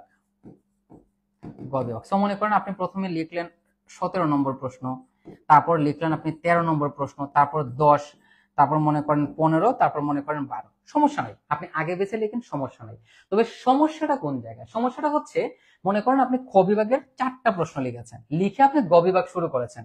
এখন আপনি গ বিভাগটাকে শেষ করে আপনার মনে হয়েছে যে আমাদের খ বিভাগের আরেকটা প্রশ্ন লিখতে হবে, তো আপনি এখানে আবার লিখলেন খ বিভাগ, লিখে মনে করেন আপনি যে প্রশ্নটা লিখলেন না, মনে করেন 3 নং, এইটা লিখলেন। এইটা করা যাবে না। মানে হচ্ছে আপনি যে বিভাগটাকে শুরু করবেন সেটাকে শেষ করে অন্য বিভাগ লিখতে হবে, একই বিভাগের রিপিট করা যাবে না। এই কথাটার মানে হচ্ছে এইটা, প্রতিটি প্রশ্ন উত্তর ধারাবাহিকভাবে দিতে হবে। অর্থাৎ আপনি যে বিভাগটা শুরু করবেন ডেফিনেটলি সেই বিভাগটা শেষ করতে হবে, তারপর অন্য বিভাগে যেতে হবে। বিভাগের ভেতরে যে প্রশ্নগুলো থাকবে সেগুলোকে উলট পালট করে লিখলে কোনো সমস্যা নাই। তো এই জিনিসটা মাথায় রাখবেন। যদি আপনার মনে হয় যে আপনি 4টা প্রশ্ন পারেন, 5 নম্বরটা আপনি কিছু কিছু পারেন বাট আপনি পরে লিখবেন, তাহলে ওই প্রশ্নটা লেখার জন্য আপনি জায়গা রেখে তারপর পরের বিভাগ শুরু করবেন। বিষয়টা কি ক্লিয়ার? একটু বলেন, ঠিক আছে? এইটা খুবই গুরুত্বপূর্ণ বিষয় ভাই, এগুলা বিষয়টা ক্লিয়ার কিনা একটু বলেন। খ খ যদি আগে থাকে, দেখেন মনে করেন আপনার 10 নং প্রশ্ন, 10 নং মনে করেন 2টা প্রশ্ন, ক আছে খ আছে, যেটা আপনি আগে পারেন সেটা লেখেন, সমস্যা নেই, বাট রিপিট করা যাবে না। আপনি ক 10 নং ক লিখলেন, এবার আবার অনেক পরে আপনি লিখলেন 10 নং খ, এরকম না করাটাই বেটার, ঠিক আছে? আগে পরে লিখলে কোনো সমস্যা নেই। ক বিভাগের নিচে লিখে কালার পেন দিয়ে আন্ডারলাইন করে দিলে কোনো সমস্যা হবে? কোনো সমস্যা নেই, আপনি দাগান, আপনার মন মতো দাগান, সমস্যা নেই, কিন্তু সময় পাবেন তো নাকি? 6 দফা অবশ্যই বার, কারণ 6 দফা কে ঘোষণা করছিল? বঙ্গবন্ধু, সো বাদ। ঠিক আছে, শেখ মুজিব রিলেটেড সবকিছু বাদ দিয়ে দিবেন, বিতর্কিত কোনো প্রশ্ন পরীক্ষাতে আসবে না। এতটুকু পর্যন্ত ক্লিয়ার কিনা বলেন? অনার্সে অবিচার করা হয় এই ব্যাপারে, কোন ব্যাপার? কোন ব্যাপার বলেন তো? হ্যাঁ, কিতাবে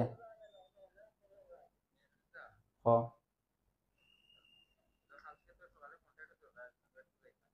না আমার ক্লাস আছে হালকে, আমি এখন ক্লাসও আছে, পরে ফোন দিলাম তোরে।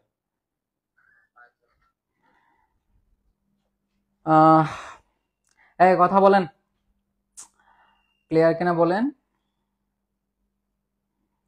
কথা বলতে হবে তো, তাই না?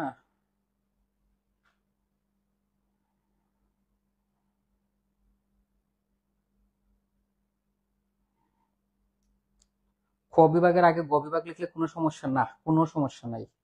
ক গ খ উম কোনো সমস্যা নাই, বিভাগের ভেতরের প্রশ্নগুলো উলট পালট হলে কোনো সমস্যা নাই, বাট একই বিভাগ রিপিট করা যাবে না।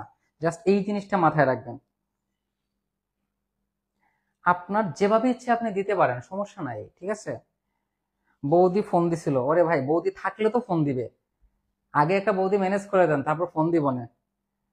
আগে পরে বিভাগ এর নম্বর লেখা যাবে না ভাই এই ব্যাপারে। এইটা তো স্বাভাবিক বিষয়, আপনি একটা সিরিয়াল মেনটেন করবেন না? সিরিয়াল মেনটেন করাটা তো দরকার। বঙ্গবন্ধু বাদ দিলে বলে তো পুরো বই বাদ দেওয়া লাগে? না, পুরো বই বাদ দেওয়া লাগে না, তাই আমি যেগুলো দিছি এগুলোতে বাইরে দিছে, তাই না? কত মার্কস করে লেখা যাবে? হ্যাঁ, আমি এটা নিয়ে আলোচনা করবো এখনই। ক খ থাকলে খ আগে লেখা যাবে, সমস্যা নাই, কোনো সমস্যা নাই।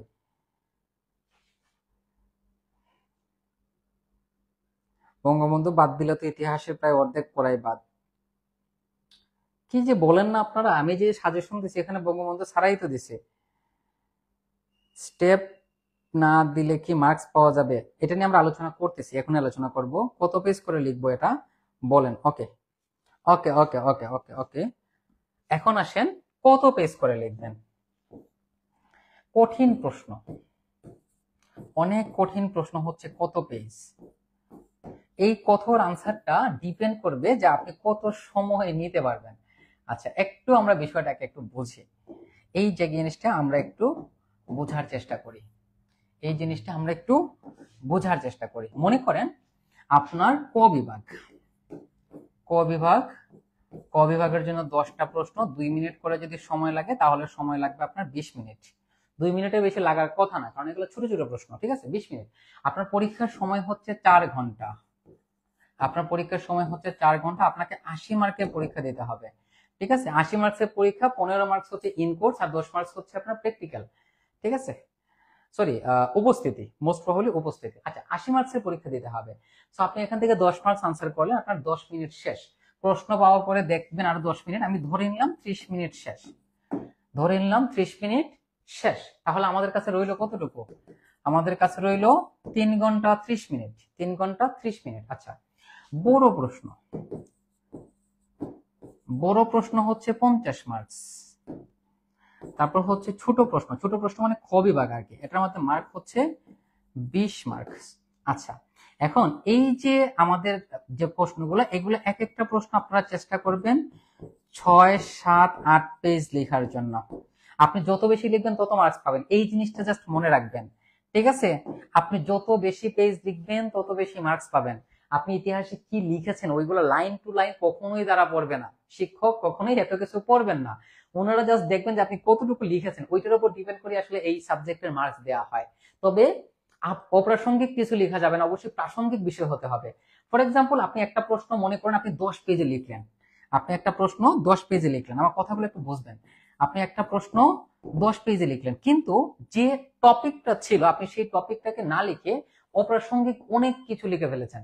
এখন টিচার তো আর সম্পূর্ণ প্রশ্নটা লাইন টু লাইন পড়বেন না, উনি জাস্ট চোখ বুলাবেন। এখন এই চোখ বুলানোর সময় দেখা গেল আপনার পরীক্ষাতে আসছে যে ভাষা আন্দোলন নিয়ে, আর আপনি লিখে দিয়ে আসছেন 70-এর নির্বাচন নিয়ে, ঠিক আছে? তাহলেই কিন্তু কাহিনী শেষ। এখন আপনি যদি বাকিগুলো সঠিকও হয়ে থাকে তাহলেও আপনার মার্কস উনি কেটে দিতে পারেন। সো অপ্রাসঙ্গিক কিছু লিখবেন না, কম লিখেন বাট অপ্রাসঙ্গিক কিছু লিখবেন না, ঠিক আছে? প্রাসঙ্গিক বিষয় লিখবেন। 6, 7, 8 পেজ, যদি আরো বেশি লিখতে পারেন ভেরি গুড, আরো বেশি লিখতে পারেন ভেরি গুড।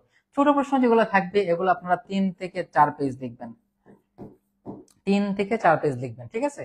হাতের লেখার সাইজ একটু বড় করবেন, তাহলে দেখবেন যে কম লিখলেও বেশি পেজ হয়ে যাবে, ঠিক আছে? আমার এখনো মনে আছে আমরা এই সাবজেক্টটা যখন পরীক্ষা দিয়েছিলাম তখন এই সাবজেক্টটা আমাদের প্রথম ছিল, মানে এর আগে এই সাবজেক্টটা ছিল না। সো আমরা যখন পরীক্ষা দিয়েছিলাম তখন প্রথম ছিল, আর আপনারা হতে লাস্ট ব্যাচ যারা এই সাবজেক্টের উপর পরীক্ষা দিবেন। নেক্সট ইয়ার থেকে কিন্তু স্বাধীন বাংলাদেশের অভ্যুদয়ের ইতিহাস নাই, নতুন একটা সাবজেক্ট অ্যাড করা হয়েছে যেখানে ভাষা নিয়ে আলোচনা করার কথা বলা হয়েছে, ঠিক আছে? সো আপনারা হতে লাস্ট ব্যাচ যারা এই বিষয়ের উপর পরীক্ষা দিবেন। সো আমার এখনো মনে আছে আমি মেবি 4টা অথবা 5টা লুজ পেজ লাগাইছিলাম, মেবি 4টা অথবা 5টা লুজ লাগাইছিলাম, বা তার চেয়ে আর একটু বেশি, আমার এক্স্যাক্টলি মনে নাই। সো আপনি যত বেশি লিখবেন তত মার্কস, ঠিক আছে? একটু বড় বড় করে লিখবেন, ঠিক আছে? গান লিখবো মাঝে মাঝে, লিখতে পারেন, সোনা বন্ধুর গান লিখতে পারেন। তারপর আপনার যদি সোনা মুনা টুনা পাখি কেউ থাকে তাদের সম্পর্কে লিখতে পারেন, লিখেন, সমস্যা নাই। গ বিভাগের মূল বাপটা দিলে বর্ণনা কম করে দিলে হবে, যত দ্রুত পারেন লিখবেন, ঠিক আছে? আরেকটা বিষয় হচ্ছে, আরেকটা বিষয় আমি আপনাকে হাইলাইট করব, সেটা হচ্ছে পয়েন্ট দেওয়ার চেষ্টা করবেন। পয়েন্ট, মনে করেন আপনার 10 মার্কসের একটা প্রশ্ন আসছে, সো আপনি প্রথমে মূল বিষয়টাকে লিখলেন, তারপর আপনি এভাবে পয়েন্ট দিতে পারেন, 10টা পয়েন্ট দিতে পারেন। মনে করেন একটা পয়েন্টের মধ্যে আপনি 8-10 লাইন লিখলেন, এরকম আপনি 10টা পয়েন্ট দিলেন, এরকম পয়েন্ট দিতে পারেন, বা অন্য কোনো ডিজাইন করতে পারেন। মেয়েরা যারা আছে তারা খুব ভালো ডিজাইন পারে, তাদের কাছ থেকে শিখে নিতে পারেন। ওই রকম হচ্ছে আনসার করবেন। আমি আবারও বলে নিচ্ছি, এই সাবজেক্টের উপরে আপনি যত বেশি লিখবেন সেইটার উপর মার্কস পাবেন, ঠিক আছে? আচ্ছা, উপন্যাস লিখবো মাঝখানে, লিখতে পারেন, সমস্যা নেই। 24-এর থেকে কি কোয়েশ্চেন আসবে? আপনাদের পরীক্ষাই তো 24, তাহলে আপনাদের 24 থেকে আবার কিসের প্রশ্ন আসবে? জয় বাংলা, বাংলা বাণী, বঙ্গবন্ধু, জয় বঙ্গবন্ধু, ডোন্ট মাইন্ড। আচ্ছা, হাতের লেখা ছোট হলে কি কোনো পেজ কম লিখতে হবে? একটু বড় করে লিখবেন, একটু বড় করে লিখতে তো সমস্যা নাই, তাই না? সমস্যা হচ্ছে বানায় লিখতে পারি না, ইতিহাস তো আপনাকে বানাইয়াই লিখতে হবে, তাই না? ঠিক, কিন্তু বই না দেখে লিখলে ঠিকই হবে, বই দেখে লিখলেও এত পেজ। শেখ আজিম ভাই একেবারে মনের মতো একটা কথা বলছেন, ঠিক আছে? আসলে বই দেখে লিখলে আপনি এত কিছু লিখতে পারবেন না, কিন্তু যখন আপনি বই ছাড়া লিখবেন তখন দেখবেন আপনি কবি হয়ে যাবেন, ঠিক আছে? একটা কবি কবি ফিল আসবে। পাস করার জন্য কয়টা প্রপারলি আনসার করতে হবে, ওইটা ডিপেন্ড করবে যে আপনি কতটুকু সঠিক লিখবেন ওইটার উপরে, ঠিক আছে? কতটুকু সঠিক লিখবেন ওইটার উপর ডিপেন্ড করবে। ভাই আমি ডিজাইন করি না, ভেরি গুড। ডিজাইন করার সময় আপনি পাবেন কোথায়? পাবেনই তো না, এটা মেইন প্রবলেম। এটা পয়েন্ট কেমনে বানাবো? আপনারা ওই যে এখানে যে প্রশ্নগুলো আমি দিছি ওই প্রশ্নগুলোর পয়েন্ট গুলাকে পড়ে যাবেন, জাস্ট মূল পয়েন্ট গুলাকে পড়ে যাবেন, ডিটেলস আপনার পরীক্ষা হলে বানায় লিখতে পারবেন, সমস্যা নাই। কত বানায় লিখে আসছেন? গ বিভাগের ভূমিকা উপসংহার এগুলো দিব নাকি? দিতে পারেন, সমস্যা নাই, দিলে তো সমস্যা নাই, দিলে তো আরো ভালো। তো এক একটা প্রশ্ন এক একটা প্রশ্ন না, তাই না? ডিজাইনটা শিখাই দেন। একজন ইন্টেরিয়র ডিজাইনার আমাদের দরকার, যারা এই ডিজাইনগুলো আমাদের শেখাতে, যেরকম বাসা মানে বাসা টাসা যেভাবে ডিজাইন করা হয় এরকম কিভাবে পরীক্ষার খাতা ডিজাইন করতে হয়, সেই জন্য আসলে একটা কোর্স শুরু করা উচিত। পয়েন্ট গুলা কই থেকে বানাবো? পয়েন্ট গুলো আপনি বই থেকে শিখে যাবেন। আপনি যে টপিকের উপর প্রশ্ন লিখবেন সেইটার উপর কি কি পয়েন্ট বানানো যায় সেটা শিখবেন। আপনারা চাইলে চ্যাট জিটিপি থেকে হেল্প নিতে পারেন, হিউজ পরিমাণে আপনাকে পয়েন্ট দিয়ে দিবে। ইউজ চ্যাট জিটিপি, ঠিক আছে? আপনি জীবন যুদ্ধে এক ধাপ আগেই গেলেন। Very good. এতগুলো দেখা সম্ভব না, ক্লান্ত হয়ে যাব। ক্লান্ত তো হবে না, পরীক্ষার পরে হাতে ব্যথা করবে দেখবেন। এইগুলা বললে চাকরি থাকবে না। প্লাস কততে? খুবই সুন্দর প্রশ্ন করেছেন যে প্লাস কততে, আপনি কত পেলে আপনি প্লাস পাবেন, এ প্লাস পাবেন। দেখেন, আপনাদের হচ্ছে 100 মার্কসের পরীক্ষা না, 80 মার্কসের পরীক্ষা। তো 80 মার্কসের মধ্যে যদি আপনি মনে করেন 65 প্লাস পান এবং আপনার টোটাল মার্কস যদি 80 প্লাস হয়, তাহলে আপনি এ প্লাস পাবেন। আপনাকে 40 পেতে হবে, ঠিক আছে? 40 হচ্ছে আপনার পাস মার্ক, 40 হচ্ছে আপনার পাস মার্ক। আপনাকে পাস করতে হলে 40 মার্কস পেতে হবে, ঠিক আছে? মোবাইল নিয়ে যাওয়া যাবে? হ্যাঁ যাওয়া যাবে, কিন্তু পরীক্ষার হলে নেওয়া যাবে না, ঠিক আছে? বাইরে রেখে যেতে হবে। ইতিহাস পড়ার থেকে ইতিহাস সৃষ্টি করতে হবে বেশি, ডেফিনেটলি ডেফিনেটলি, তবে প্রাসঙ্গিক। বঙ্গবন্ধুকে নিয়ে বানাইলে লিখে আসতাম, এখন তো বঙ্গবন্ধু নাই, কষ্ট, সো স্যাড। আর কি আপনাদের কোনো প্রশ্ন আছে? না থাকলে শেষ করে দেব। আমার প্ল্যান ছিল যে খুব দ্রুত লাইভটা শেষ করে দেবো, কিন্তু এরপরে 1 ঘন্টা হয়ে গেছে। এরপরে দেখেন 1 ঘন্টা হয়ে গেছে, সো আর সময় নষ্ট করা যাবে না। এখন আপনাদের কি কি প্রশ্ন আছে একটু প্রশ্নগুলা করেন, তারপর আমরা শেষ করে দিব। প্রচুর ক্ষুধা লাগছে ভাই, ভাত খেতে হবে। ক বিভাগের সাজেশন, বিগত যে সালগুলো আছে 7-8 বছরের প্রশ্নগুলো একবার রিডিং পড়ে যাবেন, জাস্ট ওইগুলো একবার রিডিং পড়লে আনসার করতে পারবেন, ঠিক আছে? আপনাদের কার কি প্রশ্ন আছে একটু বলেন, আপনাদের প্রশ্নগুলো একটু বলেন, তারপর শেষ করে দিব, ঠিক আছে? একটু বলেন।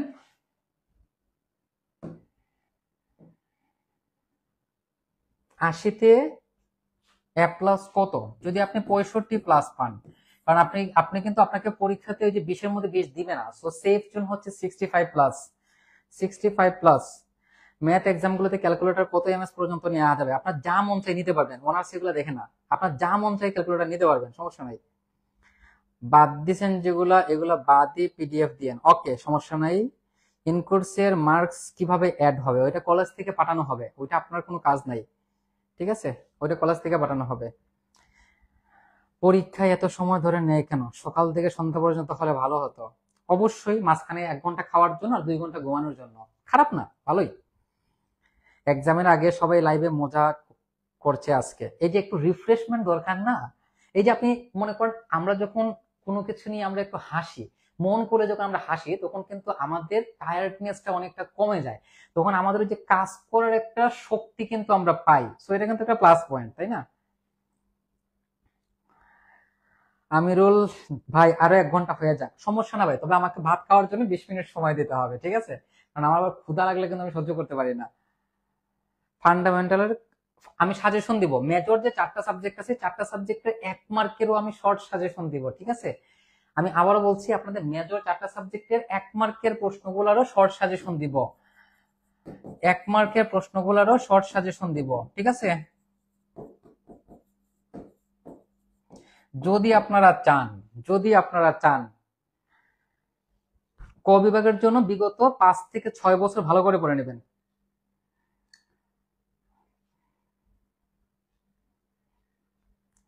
সাজেশনের পিডিএফ দিয়ে দিব পেজে, সমস্যা নেই। বোর্ডের ছবিগুলো পেজে আপলোড করে দিন, হ্যাঁ ডেফিনেটলি করে দিব। জিওমেট্রি সাজেশন দিলে ভালো হতো, সব সাবজেক্ট দেওয়া হয়েছে। ঘড়ি ইউজ করা যাবে, আপনার সব ইউজ করতে পারবেন, সমস্যা নাই, সব ইউজ করতে পারবেন। হ্যাঁ, এই ভিডিওটা আমি ইউটিউবে আজকেই আপলোড করে দেবো, ঠিক আছে? হয়তো রাত্রে 12টা 1টা বেজে যাবে, বাট আমি আপলোড করব আজকেই, ঠিক আছে? আজকেই আপলোড করব, আজকেই পিডিএফ দেবো, ঠিক আছে? আমাদের বিপদে রেখে আপনি কিভাবে যাবেন ভাইয়া? ক্ষুধা লাগলে আমার আসলে সহ্য হয় না, বুঝতে পারছেন? সো আগে খাওয়া, তারপর বাকি সব। গড়ি নিয়ে যে, আরে ভাই এটা এইচএসসি পরীক্ষা না তো, এটা অনার্সের পরীক্ষা, এখানে সব নেওয়া যাবে, সমস্যা নাই। মোবাইল নেওয়া যাবে না কিন্তু, ঠিক আছে? হ্যাঁ চলবে। বিগত 8-10 বছরের প্রশ্ন, 10 বছর তো নাই, 10 বছর তো হয় নাই পরীক্ষা। স্টেপ হচ্ছে আপনি যে প্রশ্নগুলো পড়বেন সেইগুলোর জন্য আপনি চ্যাট জিটিপি থেকে হেল্প নিতে পারেন। আপনি যে প্রশ্নগুলো পড়বেন সেগুলোর জন্য আপনি ওই যে পয়েন্টগুলো একটু প্র্যাকটিস করতে পারেন এবং পয়েন্টগুলো অনুযায়ী পরীক্ষাতে আনসার করতে পারেন, তাহলেই হয়ে যাবে। পিছনের ছবিটা আমেজিং, ধন্যবাদ। এডিট করা ভাই, ঠিক আছে, এটা কিন্তু প্রচুর এডিট করা হয়েছে। অনার্সের এক্সামে সাবজেক্ট থাকার কথা ইতিহাস কেন, তাও সায়েন্স সাবজেক্ট গুলো। আপনি বাংলাদেশে জন্মেছেন, তাহলে বাংলাদেশের ইতিহাস জানবেন না? জানা তো উচিত, তাই না? মেজর সাবজেক্টের আগে এরকম ক্লাস কনফিডেন্স লেভেল গ্রো হবে। যদি আপনারা চান আমি চেষ্টা করতে পারি, বাট যেগুলোর আগে ভালো বন্ধ আছে সেগুলোর আগে, একদিন বন্ধ থাকলে ওইখানে তো সময় নষ্ট করার দরকার নাই। পিডিএফ আপলোড করে দিব, ঠিক আছে? নন মেজর দিবেন না, নন মেজর গুলো যদি আমি সময় পাই, নন মেজর তো পরীক্ষা লেট আছে, যদি আপনারা চান নন মেজর গুলো দিতে পারি। শর্ট সাজেশন একটা গতকালকে দিছি, দেখবেন। খ বিভাগের জন্য কতটুকু লিখবো? খ বিভাগের জন্য কতটুকু লিখবেন? 4-5 পেজ। খ বিভাগের জন্য 4-5 পেজ, আর গ বিভাগের জন্য লিখবেন 7-8 পেজ। যদি আরো বেশি লিখতে পারেন তাহলে তো ভেরি গুড, আরো বেশি লিখতে পারলে ভেরি গুড। কোনোভাবে পরীক্ষা সেন্টারে, এগুলা পারে না ভাই, এগুলো পারে না, ঠিক আছে? ইতিহাসে এক্সাম হওয়ার পর সেই দিন রাত 9-10টায় ফান্ডামেন্টাল লাইভ। ফান্ডামেন্টাল পরীক্ষা কবে একটু বলেন তো? 24 তারিখ তো আপনাদের ইতিহাস, ফান্ডামেন্টাল কবে? আফসানা, আপনাকে মন মতো বৌদি পাওয়ার জন্য দোয়া রইলো, আপনার দোয়া কবুল হোক, ঠিক আছে? খ বিভাগের জন্য কতটুকু লিখতে হবে? 4-5 পেজ, গ বিভাগ 7-8 পেজ। ভূমিকা উপসংহার সবকিছু দিতে পারবেন, সমস্যা নাই। বাচ্চারা তোমরা বড় হইছো, একটু বোঝার ট্রাই করো। আচ্ছা আচ্ছা, প্রশ্ন শেষ হবে না, আপনি খেয়ে আবার আসেন। আচ্ছা আচ্ছা, ফান্ডামেন্টাল সাজেশন, ঠিক আছে, সমস্যা নেই। 28 তারিখ পরীক্ষা না? 24, 25, 26, 27, 28, যদি আপনারা চান তাহলে আমি ফান্ডামেন্টালের উপরে একটা ক্লাস নিতে পারি। যদি আপনারা চান, যদি আপনারা চান তাহলে ফান্ডামেন্টালের উপরে ক্লাস নিতে পারি, ঠিক আছে? মোস্ট ইম্পর্টেন্ট প্রশ্নগুলো নিয়ে। সব কিছুতে তো খারাপ দিক আছে, ইমপ্রুভমেন্টের ভালো দিক বলেন। ইমপ্রুভমেন্টের ভালো দিক হচ্ছে যদি আপনার সি বা সি প্লাস হয়। দেখেন, ইমপ্রুভমেন্টের ভালো দিক হচ্ছে যদি আপনার বি অথবা সি হয়, এখন মেবি সি প্লাসও ইমপ্রুভ দেওয়া যায়, তাহলে যদি আপনি ইমপ্রুভ দেন তাহলে আপনার যত পয়েন্ট পাবেন সেইটাই অ্যাড হবে।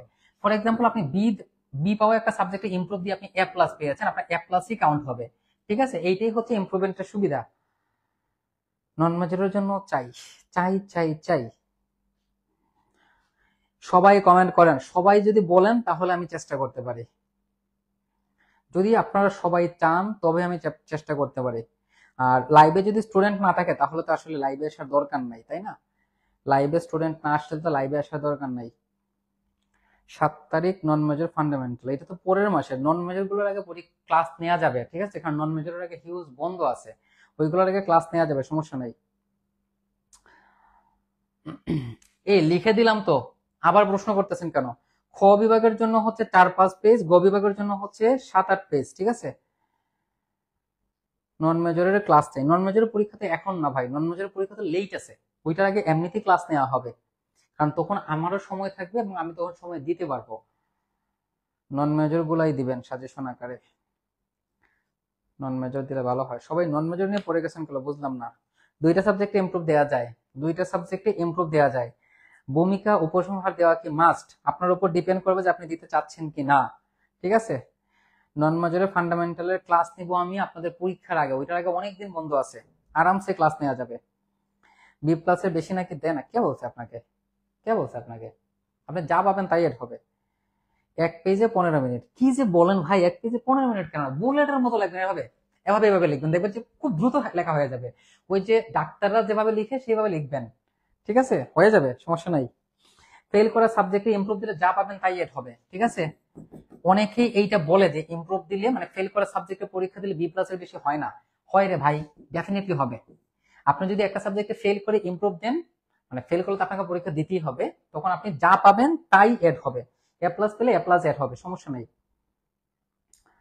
সবাই নন মেজরের স্টুডেন্ট মেবি, তাই মেজরের নাই, সমস্যা না ভাই। হ্যাঁ, তমালিকা ইয়াসমিন, ঠিক আছে। ফয়সল আহমেদ, আপনি কি উত্তর পাইছেন? মাস্ট লাগবে, ক্লাস নিলে কনফিডেন্স পাবো না। আপনারা চাইলে আমি ক্লাস নিতে পারি, যেমন আজকের ক্লাসটা নিতে আসলে আমার অনেক ভালো লাগছে, কারণ অনেক স্টুডেন্ট ছিল তো, এখন 100 জনের উপর লাইভে আছে। এই জিনিসটা কিন্তু ভালো লাগে। কিন্তু দেখা যায় কি যে আমি লাইভ নিচ্ছি বাট স্টুডেন্ট লাইভে নাই, সো আমার তো ওই যে এখানে সময়টা আমি দিচ্ছি সেটা তো ওয়েস্ট হয়ে যাচ্ছে না। মেজর সবাই দিবেন, পরীক্ষা শেষ হবে সেই দিন পরীক্ষার আগে। যদি আপনারা চান আমি চেষ্টা করতে পারি। 7 মার্কসের জন্য 7 মার্কসের প্রশ্ন আবার কোনটা? 10 মার্কসের প্রশ্ন তো এগুলা। কয়টা সাবজেক্টে পাশ করলে সেকেন্ড ইয়ারে উঠা যাবে? 3টা সাবজেক্টে, 3টা সাবজেক্টে পাশ করতে হবে, 3টা সাবজেক্টে পাশ করতে হবে, ঠিক আছে। উইথাউট প্র্যাকটিক্যাল লিখিত 3টা সাবজেক্টে পাশ করতে হবে, ঠিক আছে। অনেক সিনিয়ররা বলে যে ইচ্ছা করে নাকি ফেল করাই দেয়। ভুল কথা ভাই, এখন আর এই সিস্টেম নাই। এখন আপনি ইমপ্রুভমেন্টের জন্য আবেদন করতে পারবেন, রিচেকের জন্য আবেদন করতে পারবেন, এবং রিচেকের পরে কিন্তু রেজাল্ট পরিবর্তন হয়। আগে কিন্তু এগুলো হতো না, কিন্তু এখন হয়। কয়টা সাবজেক্টে পাশ করলে সেকেন্ড ইয়ার? 3টা। মেজরে আছে, ওকে, সমস্যা নাই। নন মেজরে বইই কিনে নাই, ভেরি গুড। ফুল মুখস্থ লিখে আরে মুখস্থ কেন লিখবেন? এগুলো নিজের মতো করে লিখবেন, বানাইয়া দিয়ে আসবেন। তবে অপ্রাসঙ্গিক কিছু না, অবশ্যই প্রাসঙ্গিক, অবশ্যই প্রাসঙ্গিক। ভালো কথা মনে হয়েছে, আমার ক্ষুধা লাগছে, ঠিক আছে। আর না, অনেক আলোচনা হয়েছে। তো সবশেষে যেটা আমি বলবো যে আহ, আমার আসলে আপনাদের অনেক ইচ্ছা ছিল যে আপনাদের এই পরীক্ষাগুলোর আগে আমি অনেকগুলো লাইভ ক্লাস নেওয়ার জন্য, কারণ এর আগে তো আমাদের ফাইনাল পরীক্ষার আগে বোর্ড ছিল না, ডিজিটাল বোর্ড ছিল না। কিন্তু আগামী 6 তারিখে আমার একটা পরীক্ষা থাকার কারণে আসলে আমি, মানে ইচ্ছা থাকার পরেও আমি আসলে ক্লাসগুলো নিতে পারতেছি না। তার জন্য আসলে আমি আন্তরিকভাবেই দুঃখিত। আপনারা ভালো করে প্রস্তুতি নেন, আর এই সাজেশনটা আমি পেজে আপলোড করে দিব। আর বাসায় একটু লিখে লিখে হাতের স্পিড একটু বাড়ানোর চেষ্টা করুন, তাহলে দেখবেন ভালো কিছু সম্ভব। আর এরপরও যদি আপনাদের যে কোনো কিছু জানার থাকে, বলার থাকে, তাহলে আপনারা আমাদের হোয়াটসঅ্যাপ নাম্বারে যোগাযোগ করতে পারেন যে কোনো কিছু জানার জন্য। আমি আমার সর্বোচ্চটা দিয়ে আপনাদেরকে হেল্প করার চেষ্টা করব, অথবা আমাদের ফেসবুক পেজে যোগাযোগ করতে পারেন। আর আর কি বলবো, ভালো করে পরীক্ষা দেন। সবার জন্য শুভকামনা রইল। বেস্ট অফ লাক সবাইকে।